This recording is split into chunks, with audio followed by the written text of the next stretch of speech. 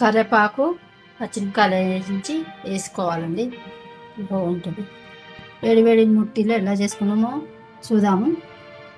ఇవి పర్ఫెక్ట్గా లోపల కూడా ఉడికాయి. తిని చూద్దాం. ఇవాళ కీమా ముట్టిలు చేసడానికి 1/2 కిలో కీమా తెచ్చామండి. ముట్టిలు చేసుకోవడానికి కీమాను మంచిగా కడుక్కుందాం.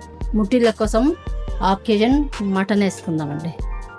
1/2 కేజీ మటన్ వేసుకున్న తర్వాత 2 యాలకులు 2 లవంగాలు వేసుకుందాం. ఆ తర్వాత 1/2 చెంచా పసుపు, 4 చెంచాల కారం, ఉప్పు 2 చెంచాలు, 2 పచ్చిమిరపకాయలు అండి, చెంచాడు అల్లం వెల్లిగడ్డ, 1/2 చెంచా గరం మసాలా, 1/2 చెంచా ధనియాల పొడి.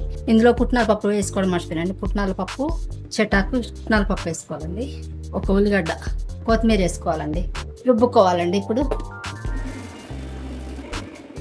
రుబ్బడం అయిపోయింది. ముట్టీలు చేసుకుందాం కీమతో. ముట్టీలు రెడీ.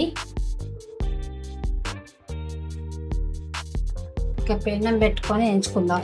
పెన్నం కాగిందండి. నూనె వేసుకొని ఎంచుకోవాలి. ఇట్లా మంచిగా వేగాలి. ఇలా మంచిగా ఎర్రగా కాలిన తర్వాత తీసుకోవాలి.